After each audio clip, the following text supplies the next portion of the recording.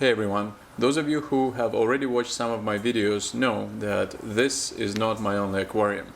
And in today's episode I will go over all of my aquariums. Some of them I've never shown on video, and you'll get to see my 1, 2, 3, 4, 5, 6 and 7 aquariums that I try to maintain, and we'll go into some detail over each one of them, what makes them unique, what's their purpose, and I hope we're gonna have some fun along the way. So let's get going. The first aquarium we're gonna start with is Treasure Reef.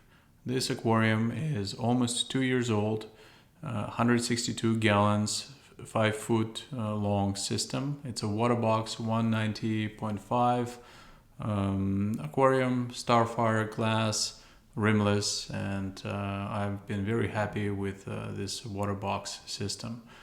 As you can see, it's home to a mix of different corals. You've got some stony corals such as Acropora and Montipora, but also you've got some easy green star polyp, some Favia, Goniopora, and I'm now fragging this tank like no tomorrow. There's a lot of corals here, and they, I think, doing pretty well, the majority of them at least.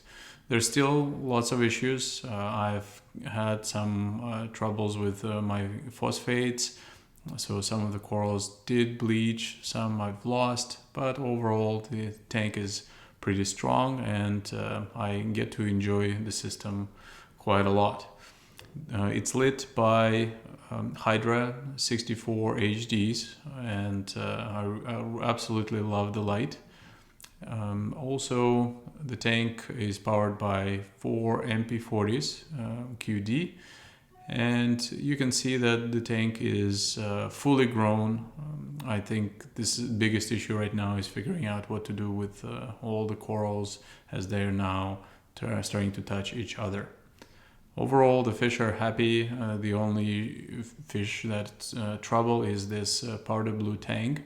Unfortunately, it looks like he's got a parasite of some sort. I will try to catch it eventually. And you'll see where I'm going to put it, as you'll see some of my other tanks in a second. This guy is absolutely one of my favorite fish. I love this Naso and the sailfin. Now that we've looked at the reef, let's shift gears and get to experience something greener. So this particular aquarium is called Green Forest, and it's a 4-foot tank that has been up and running for over 3 years now. I haven't changed the soil since I've put it together, and you can see that it's still doing quite well. And stay tuned for another video coming probably in a month or two, where I can show you really what this tank is capable of. It's been through ups and downs, and right now it's on the rebound. So far I'm having a blast with this tank. It's nicely trimmed. I think the reds are going to be even redder, the green's greener. It's a mix of a whole bunch of different fish in here. Some of them came from my other tanks, so that's why there's a bit of a mishmash. And I think give it another month or two and it's just going to be looking spectacular. Notice that I am using Radion XR15 fresh water, and I'm also sporting these cool visors over the tank, which are 3D printed here in Toronto. You can go to treasurecorals.com or treasurecorals.ca to see where you can get them for your tanks, as I really don't like any glare when I'm sitting on a couch enjoying this tank. It's a lot of fun, and this is still one of my biggest passions, is freshwater aquarium, and I find it very refreshing to shift the spectrum, what you're looking at. So overall, just a different vibe, and I think I want to keep both the saltwater and freshwater aquariums in my household going forward. So this is tank number 2, and now we're gonna look at something really special. Caveat, this is also a freshwater aquarium, but this is something that's very unique. So what you see here, this adorable creature, is a Mexican amphibian called Axolotl. And yes, it looks like a Disney cartoon character. I really like him. He's very personable. And what really makes this aquarium unique is that the water here is not heated. It's the opposite. You have to actually cool the water. The current temperature is around, I think, 17 degrees Celsius, and this particular amphibian will actually not tolerate any even room temperature water, especially in the summer, so they will die. This is a really cool aquarium, very simple, also lit by XR15 freshwater, sporting the visor. And this particular aquarium has this little chiller by Tunzi, which is super nice, very quiet, and I run it to do evaporation, which brings the temperature of the aquarium down.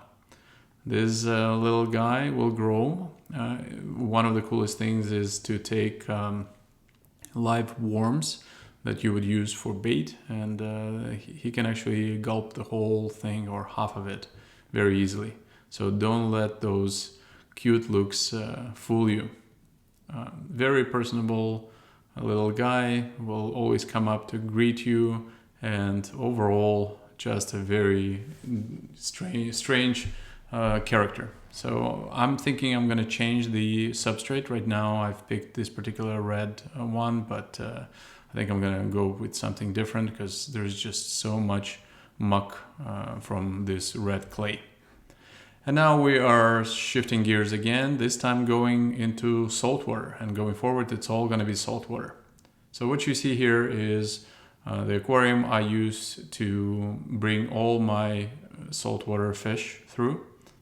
This is a really nice little setup. It's a 40-gallon breeder, and if you go back in some of my videos you can actually see how this whole aquarium came about. I don't really clean the glass on either side, but you can see there's lots of little copepods in there. And right now I'm quarantining this yellow tank. Now this guy I got very recently, so shout out to Chris at CMA Aquatics here in Toronto. I was able to pick it up before the whole ban of yellow tanks from Hawaii. So going forward, I don't think it's going to be that easy to find them, and the price is already going very high. But he's also got a whole bunch of other cool fish. And right now I have him here, I'm observing, he's eating, probably not the most voracious eater, which is usually strange for yellow tanks. And this particular aquarium is really easy to keep. I don't do much other than doing some water changes, and I'm not really adding any medications. Usually just observing the fish and hoping that it's gonna try and deal with whatever ailments it have by itself before I'm gonna start trying to do some treatment. And again, treatments are different, whether it's parasites or ick, I would treat it completely differently. So overall the tank is doing quite well, and I'm happy to say that it's a very useful addition to my system. But I don't do this only for fish, I also do this for coral. So here you've got my first stage 1 coral system, so I call it C1, and it's a very simple aquarium. There's actually a little fish in there. You may see this little tail a few seconds ago. It's a little dory, so blue tang that as all blue tangs go, they hide. And this particular system is super easy to keep. I've got Aquamax skimmer, I've got the Hydra 26 light on this, and I have the Aqua Illumination Nero 5 power head. So overall, to me, this is my Aqua Illumination tank. Same as with my Treasure Reef, this is kind of my Aqua Illumination gear, and then my next two tanks are going to be Ecotech gear. So notice that I've actually started supplementing calc water. It says calcium there, but I just haven't changed the label, as I'm trying to observe all of the corals and making sure that they're clean, there's no parasites. I do regular dips. I also do some replugging whenever it's possible, and everything here stays for at least a month, maybe two, before it's going to be moved to the coral system number 2. As you can see, this little loop really helps me observe. This is by Flipper. I check all the corals, making sure that there's no pests, and there's different corals that will exhibit different systems. And only once I see that there is no issues, all the corals are doing well, I will then transfer them to coral system number 2. So this is a coral system that's led by Radion XR15 generation 5 blue, and I absolutely love this light. The corals are doing well, and here I would observe all of the corals for at least another month before they're gonna go into the next system that you'll get to see, the big one. So here you've got all the corals. Some of them require low light, some are a little bit higher. I actually have another tank in here. It's my beloved sailfin that was temporarily kept here, and it's going to be going to the big system soon.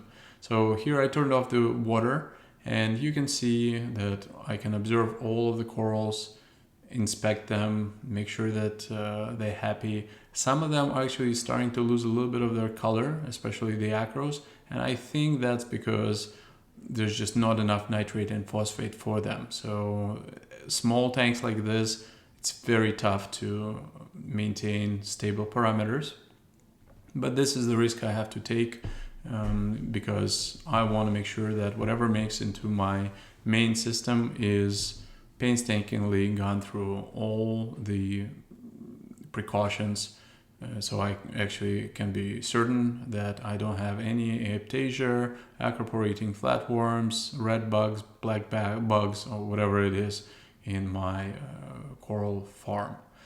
So this is what healthy corals look like.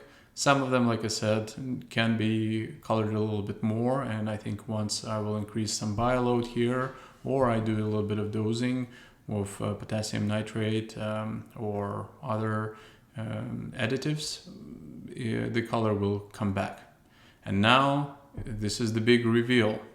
This is my new tank, and it's actually now up and running. So this was custom built on premises by a local Toronto builder and Empire Estate Designs. You can actually go in and see one of my previous videos where you can actually get to meet the owner of the company. But let's talk more about the tank right now. So this is a 6 foot by 3 foot by 15 inches high Euro braced tank. It's double Euro braced. It's on an aluminum stand. It's a custom sump. The sump is humongous. It's 5 feet long, and I think it's 33 inches wide. There are sections for everything. We went back and forth for many days trying to come up with the best possible design. There is the Synergy Reef Overflow version 2, and I'm using it with the bean animal so that it's silent, and we can see how it works inside. You've got your main siphon on the right. You have a little bit of extra trickle on the left and the emergency drain in the middle. And the tank is now, if you look down, you can see there's this section where I can put some carbon right now, just cleaning the water. I'm using new salt, so I'm just trying to figure out what's up with that. There is a section for filter socks, and I can put filter floss on top if I wanted to. So basically, again, I have the flexibility. I have all this live rock that I've been curing in my other like little vet, and it's all be on a raised platform, which is really awesome. Now the next section is my skimmer section. Then there's another place for some media, and then finally you've got the return chamber. So this basically is something that I'm going to be busy with for quite some time. And stay tuned. Check out treasurecorals.com for any new frags that will come. Fish, coral, and amphibians are not the only pets that I keep. So I hope you enjoyed the video. Please like, subscribe, and write any comments below in the video.